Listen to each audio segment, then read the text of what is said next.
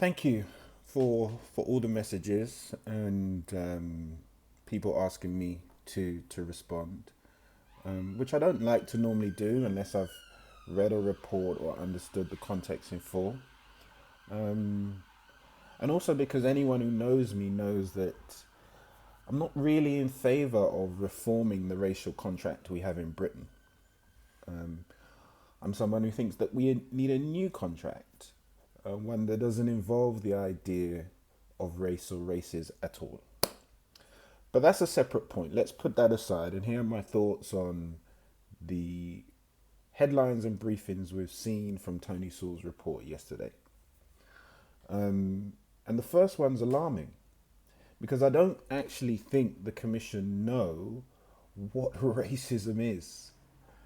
Um, I'm one who happens to agree that when you conflate individual acts of racism, individual behavior, with the term institutional and structural racism, that can be dangerous. Yes, I understand that.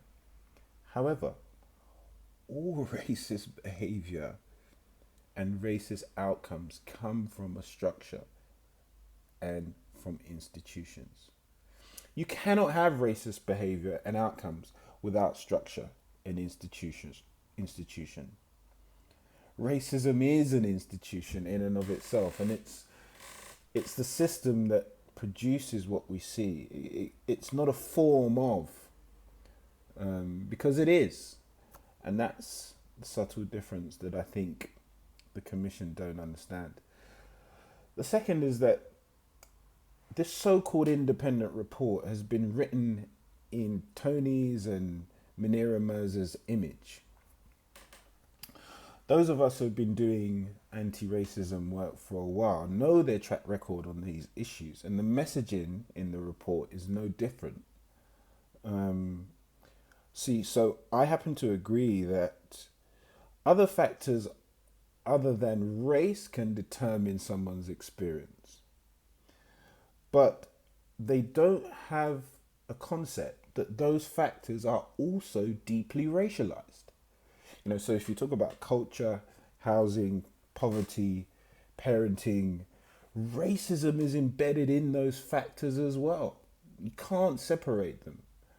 And the real question that we should be asking is, what is the political game that our government is playing when they appoint such people to do such an important review?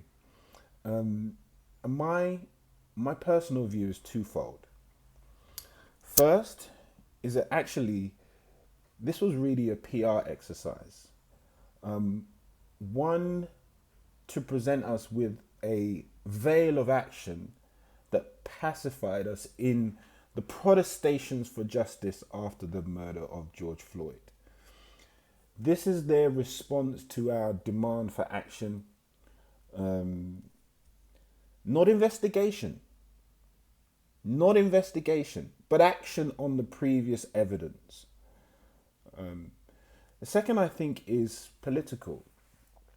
And I think it sets the framework for deviating from the real work of what this country really needs, which is a comprehensive race equality strategy, or a race equality bill. And since COVID, I've been asking myself a question, is that how come a COVID bill was drafted and ratified so quickly, and rightly so, but yet still after 60, 70 years, we are still seeing racial disparities in our society?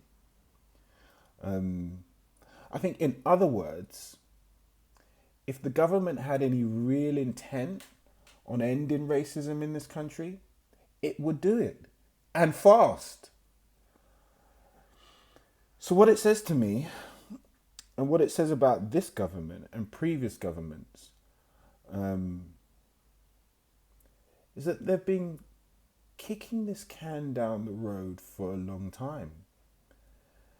And their contempt for black people, their contempt for black life, will always be, I think.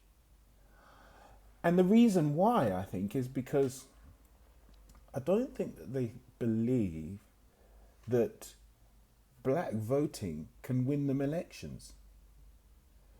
And actually, when you look at leveling the playing field and trying to create true equality, I think that they believe that they do so at the expense of Middle England.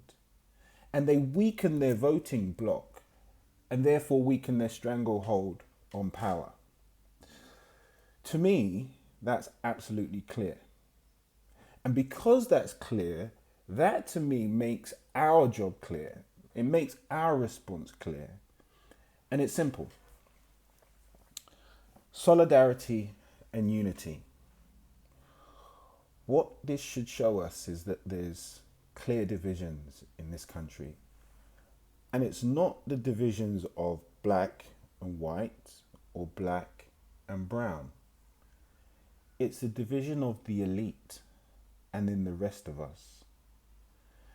And it's up to the rest of us to build on the truth with the same energy and vigor that we protested at the murder of George Floyd. This is a game of power, my friends. And the reality is that we're all vulnerable if we don't understand that in the end, in a democracy, we are the employers. We are the ones that employ them, not the other way around. So we have to be the change. If we want to see the change, we have to build it. We have to live it and work diligently to preserve our unity against them